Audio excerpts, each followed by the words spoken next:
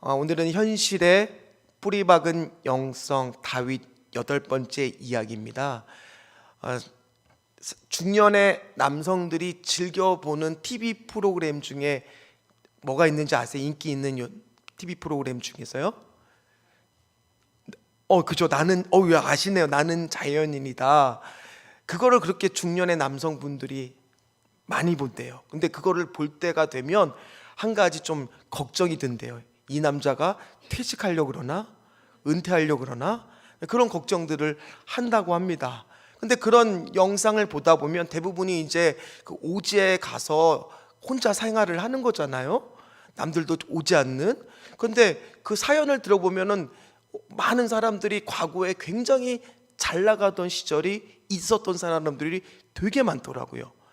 그러다가 사람들한테 사기를 당하거나 대인 되어서 아주 관계가 아주 그냥 힘들게 돼서 이제 사람들이 무서워서 혼자 이렇게 떨어져서 이렇게 오지로 살게 됐다라고 사연을 이야기하는 사람도 있었고, 갑자기 열심히 그렇게 돈만 벌고 세상을 쫓다가 건강을 잃어서 거기 가서 건강을 회복하기 위해서 혼자 살려고 그렇게 했던 사람도 있었다고 이야기를 합니다. 즉 뭐예요? 이 사람들이 그러니까 스스로 그 사람들은 어디로 떠난 거냐? 광야로 떠난 겁니다. 어떻게 보면. 그런데 지금 다윗은요, 광야로 떠나고 싶은 마음이 처음부터 있었던 것은 아닙니다.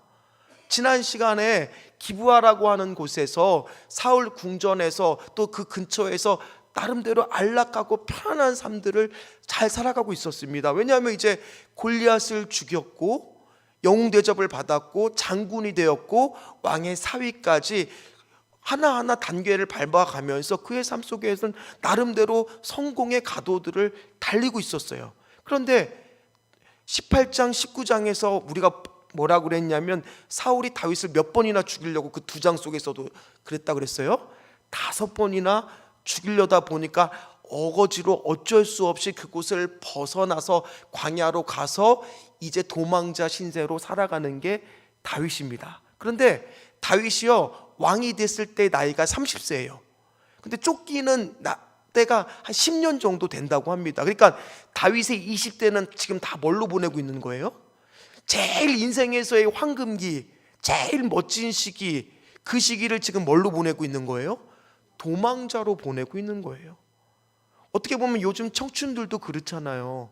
요즘에 청년들도 취업이 너무 어렵다 보니까 대부분 다 집을 떠나서 고시촌에 들어가든 오피스텔을 얻든 알바를 하면서 아르바이트를 하면서 혼자 그렇게 미래를 준비하면서 공부하는 청년들을 여러분들도 아마 주변에서 또는 여러분들 자녀 중에서도 심심찮게 봤을 겁니다. 어떻게 보면 요즘은 광야로 억지로 들어가는 사람들도 참 많습니다. 어쨌든 간에 다윗은 그가 이렇게 살 거라는 것은 인생 가운데 계획된 일이 아니에요. 나름대로 인생의 계획들을 하나하나 세웠을 겁니다. 여러분들이라고 안 세웠겠습니까? 저도 세웠습니다. 저는 20대 때 제가 목사가 될 거라는 것은 전에도 이야기했듯이 일도 하나도 생각해 본 적이 없었습니다. 저의 계획은 이게 아니에요. 그런데 하나님이 어떻게 이렇게 하셨는지, 광야로 저를 몰고 이렇게 하셨는지 모르겠어요. 그것처럼 우리가 인생을 살다 보면 계획대로 되는 게 있습니까? 근데 오늘 다윗도 나름대로 또 그 광야에서도요 계획을 세워요. 제일 먼저 도망해서 간 곳이 지난 시간 누구를 찾아갔다 그랬어요? 사무엘을 찾아갔다 그랬죠. 사무엘이 어디 있어 있냐면은 기브아로부터 4km 정도밖에 안 떨어지는 라마 나요시라고 하는 그 신앙의 공동체에 거기 가서 마음껏 펑펑 울고 자신의 모든 하소연을 했다라고 지난 시간에 말씀드렸습니다. 그래서 우리 교회가 어떤 공동체가 되어 주느냐, 그런 사무엘과 같은 어른들이 돼서 품어주는 공동체, 성령의 공동체가 돼야 된다라고 지난 시간에 말씀을 드렸습니다.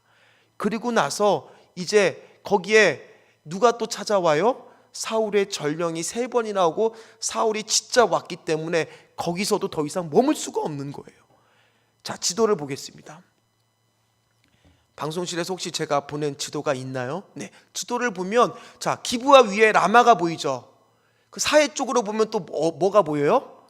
그 다음에 그래서 찾아간 곳이 뭐냐면 노비라고 하는 곳으로 이동을 합니다. 얼마 안 떨어졌어요. 거기서도 한 기브아에서도 거리가 한 4km밖에 안 되는 곳인데, 이 노베는 누가 있었냐면 아히멜렉이라고 하는 엘리의 증손자인 제사장의 가문들이 살고 있었어요. 그러니까 다윗이 생각하기에는 내가 어디로 피할까 계획을 했는데, 어떻게 보면 하나님한테 그 뜻을 묻기 위해서 제사장을 찾아갔을 수도 있고요, 또 제사장이다 보니까 아무래도 사무엘하고 관련이 있을 거니까 또 아히멜렉을 전에 만난 적도 있었습니다. 그러다 보니까 자기한테 호의적이라고 생각하고 그곳을 찾아가게 되는 겁니다. 근데 찾아갔습니다. 근데 아히멜렉을 그리고 만났어요. 근데 아히멜렉이 이상한 겁니다. 다윗이 혼자 왔거든요. 아니, 보통이면 장군이기 때문에 수하 병사들을 데리고 올 건데 혼자 오니까 조금 이상했는지 질문을 합니다. 아니, 왜 혼자 왔습니까? 다윗이요. 그랬더니 다윗이 뭐라고 대답했는 줄 아세요? 사실은 제가 지금, 조용히 하세요, 비밀 업무를 수행 중에 있습니다. 제가 사울 왕의 지령을 받고 비밀 업무를 수행 중에 있어서 이게 제가 혼자 오게 되었습니다. 따로 부하들은 약속된 장소에서 만날 겁니다. 이렇게 뭐를 했어요? 일종의 거짓말을 했어요. 왜 제가 이 금요철화 때 특별히 직장인들을 위해서 이 다윗의 말씀을 준비했냐면, 우리 다윗의 말씀 시리즈의 제목이 뭐예요? 현실의 뿌리 박은 영성. 즉, 다윗을 면면을 살펴보면 다윗이 현실에서 살아가는 우리의 모습과 너무 닮았다는 거예요. 여러분, 우리도 위급하면 뭐 할 때가 있어요? 거짓말할 때가 있잖아요. 살다 보면은 실수할 때가 있고 넘어질 때가 있잖아요. 오늘 우리가 살펴보는 다윗이 위대했던 것은 넘어지지 않아서가 아니에요. 다윗도 때로는 거짓말도 합니다. 실수도 합니다. 죄도 짓습니다. 그러나 그의 있었던 영성은 뭐냐? 어떠한 순간에도 다시 하나님한테 돌아오는 인생이었다라는 거예요. 그래서 우리 현실의 뿌리 박은 영성이다, 이렇게 제가 시리즈의 제목을 유진 피터슨 목사님이 쓴 책의 제목을 빌려서 쓴 거예요. 얼마나 우리하고 똑같아요. 우리도 살다 보면 여러분 실수할 때 없으세요? 실패할 때 없으세요? 죄 안 지으세요? 저도 거짓말할 때가 있을 거 아니에요. 당황스러워, 나도 모르게. 죄송합니다. 거짓말 웬만해서는 안 하는데 나도 모르게 할 수도 있을 거 아니에요. 예전에. 지금 말고요. 지금 했다가는 큰일 나겠죠. 여러분들한테 들키면 어떡하겠어요. 그랬을 때가 있겠죠. 그런 우리의 삶하고 너무나 닮았다라는 거예요. 그러나 그리고 나서 다윗은요, 아히멜렉한테 이제 급하게 도망 나왔기 때문에 이제 뭐가 필요하느냐?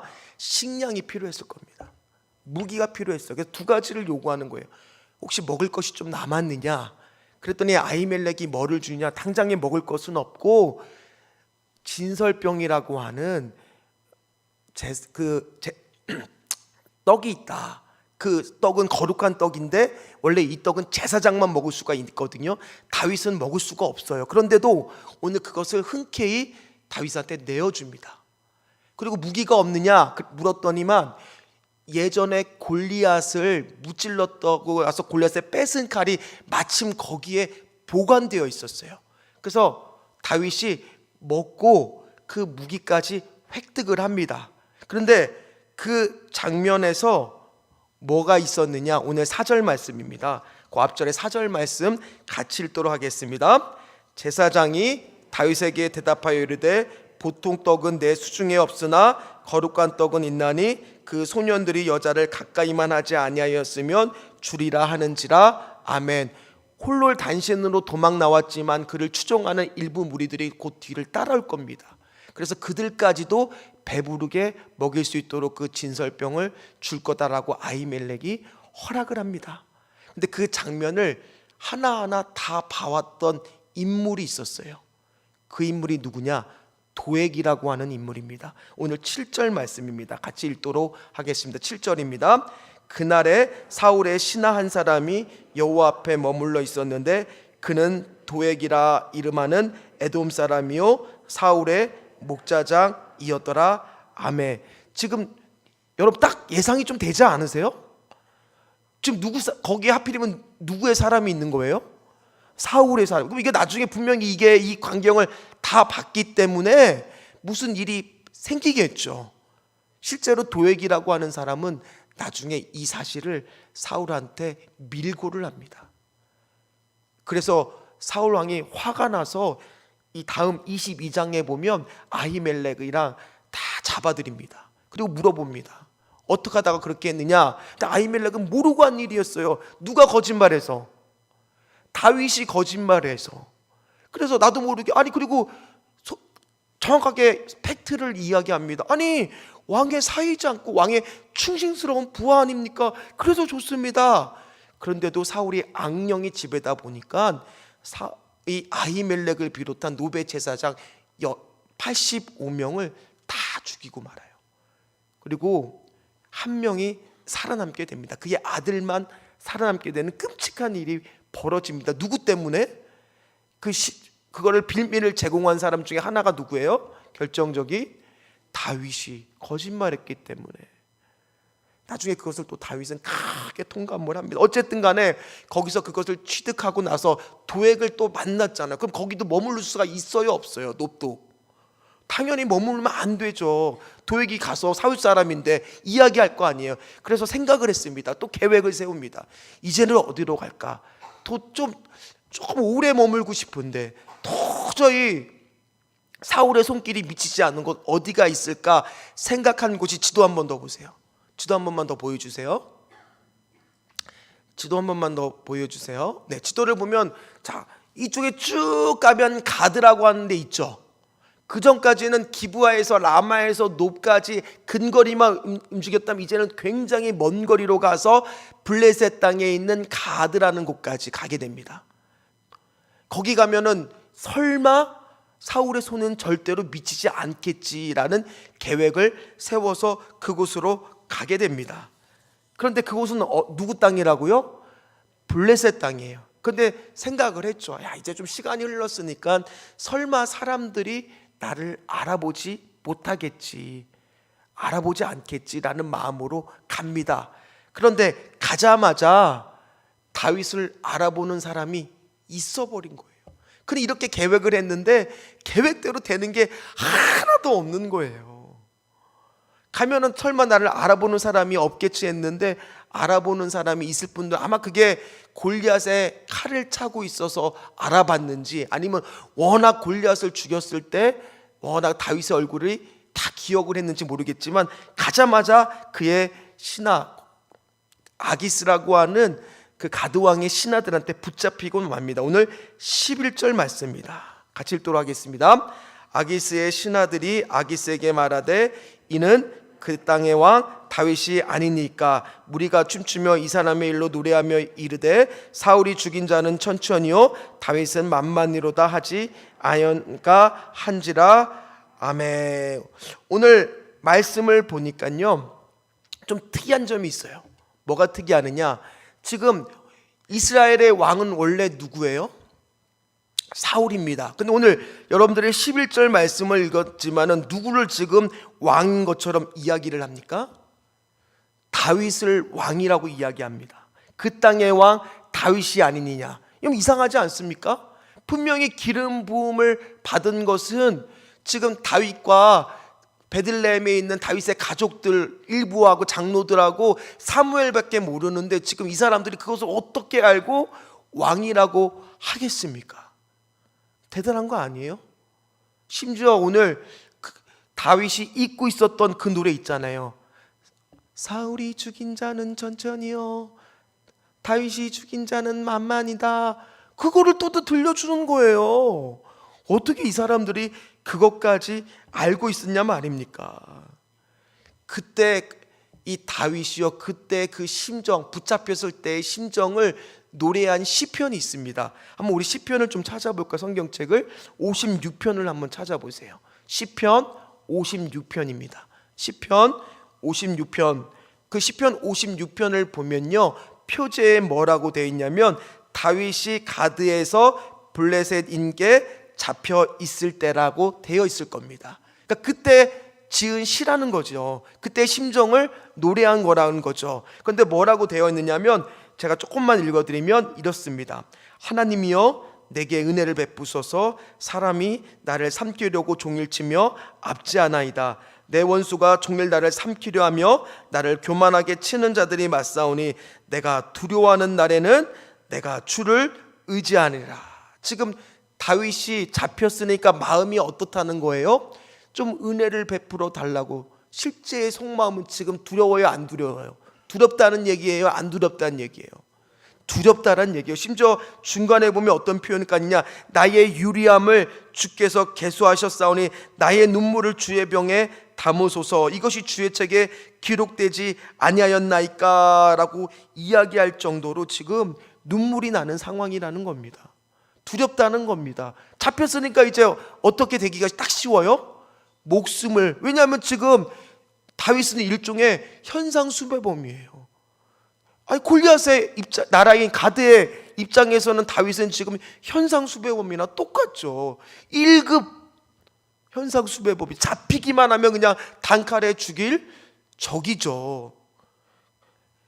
그런데도 오늘 다윗은 이걸 하면서 오늘 56편, 그러나 오늘 여러분 말씀을 보면요 이런 말이 있습니다. 오늘 두렵다는 말도 많이 나오지만 시편 56편을 보면 또 많이 나오는 단어가 있는데 그게 뭐냐면 내가 하나님을 의지하고 내가 하나님을 의지하여 내가 하나님을 의지하였은즉. 아마 여러분들이 나중에 집에 가서 읽어보면 56편에 두렵다는 말과 함께 또 하나가 많이 등장하는 단어가 의지한다라는 단어예요. 그러니까 그 지금 잡혀있는 순간에도 두렵지만은 누구를 의지하고 있는 거예요? 하나님을 의지하고 있는 겁니다. 다윗이 그래서 잘했던 것이 뭐냐? 첫째 이겁니다. 인생이 계획되지 않는 그 순간에도, 어떠한 순간에도 하나님을 뭐 하였다고요? 의지하였다라고요. 어떠한 순간에도 지금 하나님을 의지했다는 겁니다. 우리도 살다 보면 실수할 때가 있고 실패할 때가 있고 두려울 때가 있고 넘어질 때가 있고 어려움에 처할 때도 있습니다. 그런데 오늘 그 순간에도 다윗은 지금 뭐를 고백하고 있어요? 내가 두렵고 지금 눈물이 날 정도로 힘이 들지만 하나님을 한 번 더 의지해 보도록 하겠습니다. 근데 여러분 한번 생각해 보세요. 아니 이왕 다윗을 왕으로 삼으셨을 거면 아니 좀 사울이 갑작스럽게 좀 죽어서 빨리 왕이 되고 하거나 다윗이 쿠데타를 20대 때 힘 좋을 때 좀 일으켜서 빨리 왕이 되게 하시면 얼마나 좋겠습니까? 왜 그의 그 좋은 20대의 나를 광야에서 훈련을 시킵니까? 아니 다윗이 뭐 믿음이 부족한 사람입니까? 골리앗하고 싸웠을 때도 너는 칼과 단창으로 나오지만 나는 만군의 여호와의 이름으로 나갈 거라고 얘기하면서 의로운 분노를 일으킬 정도로 그는 믿음의 사람이었어요. 믿음이 컸던 사람이었어요. 그런데 오늘 다윗의 믿음을 여러분 10대 때 그 용기 있었던 다윗의 믿음을 가만히 살펴보면요 왜 하나님이 이 광야로 몰 수밖에 없는지를 알게 된다는 거예요. 왜냐하면 시간이 흘러서 다윗의 모습을 보세요. 노베서의 다윗의 행동을 보세요. 뭐라고 되어 있어요? 거짓말을 했어요. 예전에는 그는 그런 사람이 아니었어요. 믿음의 사람이었어요. 뭐가 와도 두려움이 없는 사람이었어요. 다 두려워할 때 혼자 위로운 분노로 골리앗한테 대적했던 사람이었어요. 근데 오늘 말씀을 보니까 이제 그는 너무나 명성이 높아지니까 잃어버릴 게 많은 인생이 되다 보니까 두려움이라는 감정들이 생기기 시작했어요. 오늘 여러분 10절하고 12절 말씀을 읽어보도록 하겠습니다. 10절 말씀입니다. 그날에 다윗이 사울을 모하여 두려워하여 일어나 도망하여 가드왕 아기스에게로 가니. 이게 예전에 골리앗을 무찔렀을 때의 다윗의 믿음이라면 상상도 못하는 일이었어요. 어찌 적국의 나라로 도망까지 간답니까? 또 12절 말씀을 읽어보도록 하겠습니다. 다윗이 이 말을 그의 마음에 두고 가드왕 아기스를 심히 두려워하여. 그러니까 지금 다윗의 영적 상태가, 믿음의 상태가 어떻다는 거예요?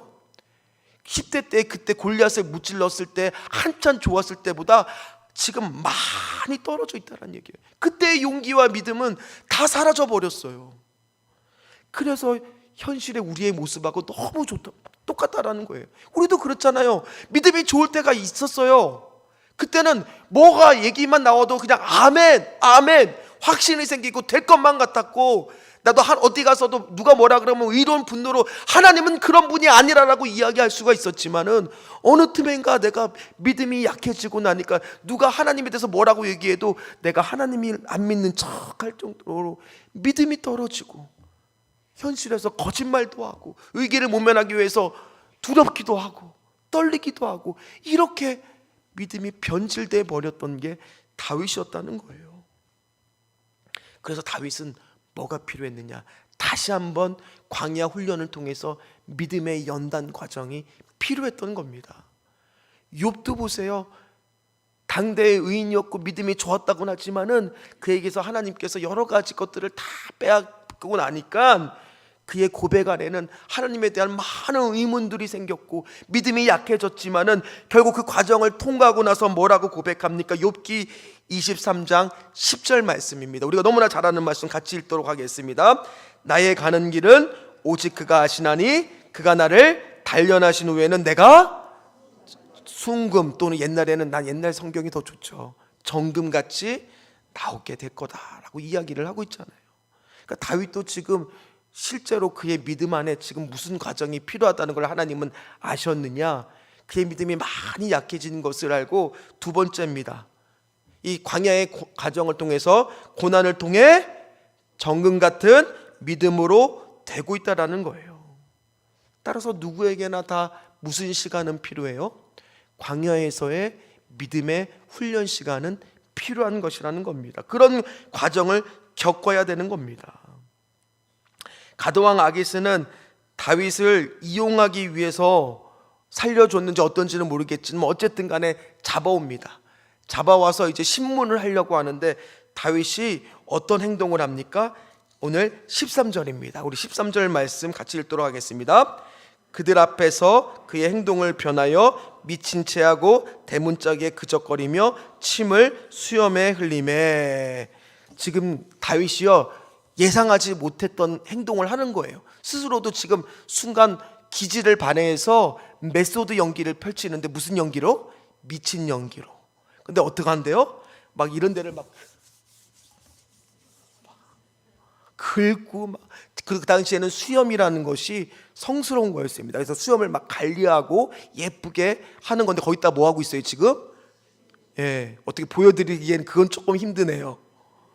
침을 흘리고 막 연기를, 막 혼신의 연기를 펼치고 있는 거예요. 우리의 현실의 모습하고 너무 닮았잖아요. 우리도 살기 위해서 때로는 발버둥 칠 때가 있어요, 없어요? 있잖아요. 그 위기를 모면하기 위해서 때로는 싫지만은 고개를 숙일 때도 있고, 인사를 해야 될 때가 있고, 나도 모르게 아부를 해야 될 때도 있고. 그러니까 우리의 모습하고 너무 닮은 게 다윗이에요. 그러니까 오늘 아기스 왕이 뭐라고 이야기냐, 14절 15절처럼 이야기를 합니다. 우리 같이 읽도록 하겠습니다. 아기스가 그의 신하에게 이르되 너희도 보거니와 이 사람이 미치광이로다. 어찌하여 그를 내게로 데려왔느냐? 내게 미치광이가 부족하여서 너희가 이 자를 데려다가 내 앞에서 미친 짓을 하게 하느냐? 이 자가 어찌 내 집에 들어오겠느냐 하니라. 아멘. 우리 같으면 생각하겠죠. 아니 그냥 미쳐도 다윗을 죽이면 될걸. 근데 그 당시는요, 그 미신들이 많았던 시대입니다. 그러니까 저 미친 사람을 해코지했다가는 그 미친 것이 나한테 들어올 수도 있다라고 믿던 시절이에요. 그러니까 미친 사람을 보면 쉽게 이야기해서 똥이 뭐해서 더러워서 피하듯이 그냥 내쫓는 거예요. 죽이면은 또 그게 혹시 나한테 옮아질까봐 그렇게 걱정하던 시대였기 때문에 죽이지 않았던 거예요. 그런 아이디어가 떠올랐던 거죠. 그래서 내쫓으라. 우리 나라에도 미친 사람이 뭐 한둘이냐? 저 미쳤다, 너 내쫓으라. 그렇게 된 겁니다. 그때 그 감정을 또 노래한 것이 시편 34편이에요. 시편 34편 한번 우리 8절 말씀입니다. 자, 이거는 나왔을 겁니다. 우리 같이 읽도록 하겠습니다. 너희는 여호와의 선하심을 맛보아할지어다. 그에게 피하는 자는 복이 있도다. 아멘. 이게 지금 우아하게 쓴 것 같지만은 지금 이때의 상황을 노래하는 시편이에요. 그러니까 지금 뭐예요? 내가 똑똑하고 순간적인 아이디어를 내서 내가 그때 미친 연기를 정말 메소드처럼 멋지게 진짜 펼쳐서 이 위기를 모면한 것이 아니라 아기스의 마음을 돌리고 나에게 그런 연기를 할 수 있는 아이디어가 떠오르게 하시고 저들이 속아 넘어게 하는 모든 것들이 내가 죽게 피하였더니 주가 정말 그렇게 피할 수 있도록 그들의 마음까지도 다 조종하셨구나. 그거를 깨달은 거예요, 다윗이. 그러다 보니까 뭐라고 표현하는 거예요? 하나님이 이렇게 맛보아 알게 해주셨구나. 얼마나 감사한가. 내가 죽게 피했더니 정말 하나님이 구해주시는 경험을 하게 하셨구나. 은혜의 체험을 했구나. 살아계신 하나님을 경험했구나. 오늘 그래서 그것을 생생하게 표현하는 게 뭐예요? 맛보아 알다라고 이야기를 한 거라는 거예요. 오늘 여러분들에게도 축복해 주고 싶습니다.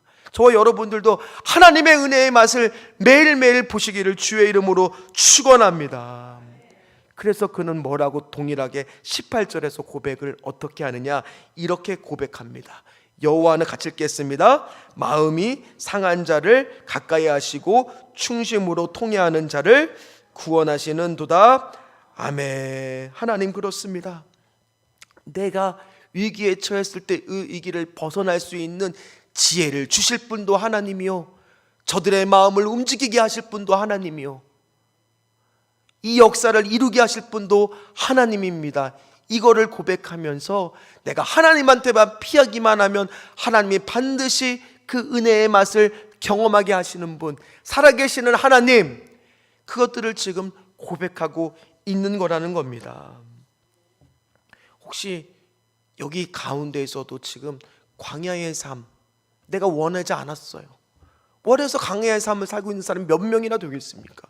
원치 않은데 지금 나는 광야의 삶을 살고 있다는 것은 지금 역설적으로 이야기하면 하나님의 은혜의 맛을 체험할 수 있는 시기라는 거예요. 뭐라고요? 하나님의 은혜의 맛을 체험하는 시기라는 거예요. 여러분, 어떨 때 은혜의 맛을 체험할까요? 기부하에서 편히 살 때일까요? 아니면 위기에 처했을 때 하나님이 구원해 줬을 때 은혜의 맛을 체험하는 걸까요? 후자라는 거예요. 여러분, 신앙이요, 신기하게 등 따시고 배부를 때는 잘 안 자라요. 고난이 와고 어려움이 올 때 우리의 신앙은 자라나더라고요. 여러분, 우리가 걷는 길은요, 꽃길이 아니에요. 어떤 길이에요? 좁은 길이에요.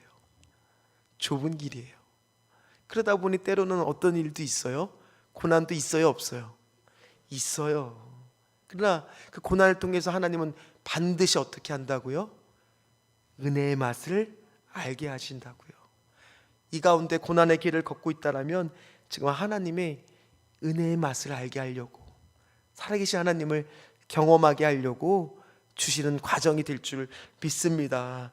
그 과정만 잘 견디면 여러분들의 믿음이 크게 자라나고요, 정금과 같은 믿음으로 회복이 되게 될 줄 믿습니다.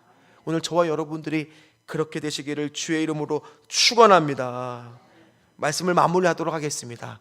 모소대나무라는 것이 있다라고 합니다. 들어보셨어요? 모소대나무? 이 대나무는요, 신기하게 4년 동안에 겨우 3cm만 자란다고 합니다. 몇 cm요? 한 요만큼 되는 거죠. 4년이나 됐는데. 그런데 5년째가 되는 날 갑자기 하루에 30cm처럼 자라더니만 그 1년 안에 15m가 자란다고 합니다. 3cm에서 15m가. 아니, 어떻게 그렇게 쑥쑥 자랄 수가 있느냐, 그것들을 연구하지 않았겠습니까? 알아보니까 4년 동안은 땅 밑에 뿌리를 내리는 시기라는 거예요. 높이 솟기 위해서는 4년 동안은 3cm 자란 동안 밑에서는 뭐하고 있냐, 열심히 뿌리를 내렸다는 거예요. 그렇기 때문에 한꺼번에 15m가 자랄 수가 있었다라는 거예요. 마찬가지입니다. 여기 계신 분들도 많은 염려와 걱정들, 광야와 같은 생각들이 들 때가 있을 겁니다. 과연 나는 은퇴 후에 어떤 인생을 살 것인가? 나의 인생은 어떻게 될 것인가? 나름대로 나는 계획을 세우고 최선을 다하고 열심히 발버둥 치고 살아보려고 하지만 인생을 살아보니까 알게 되는 것은 살아볼수록 알게 되는 것은 내 뜻대로 되지 않는다라는 거예요. 나름대로 계획을 세우고 이렇게만 하면은 행복할 거라고 생각했는데 최선의 방법이라고 선택했지만은 오늘 다윗을 보면 알겠지만 계획대로 되는 일이 하나도 없어요. 피하는 곳들마다 머물지 못하고 다른 곳으로 갈 수밖에 없어요. 그러나 그가 한 가지 경험했던 건 뭐예요? 그 순간순간마다 하나님이 다 도와주셨다라는 거예요.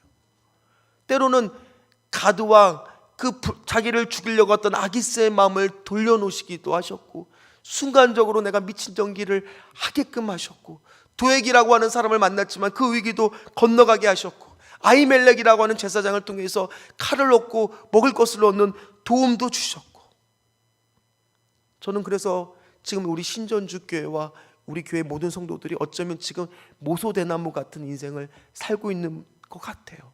지금은 뭐 하는 거예요? 깊은 뿌리를 지금 내리고 있는 과정이에요.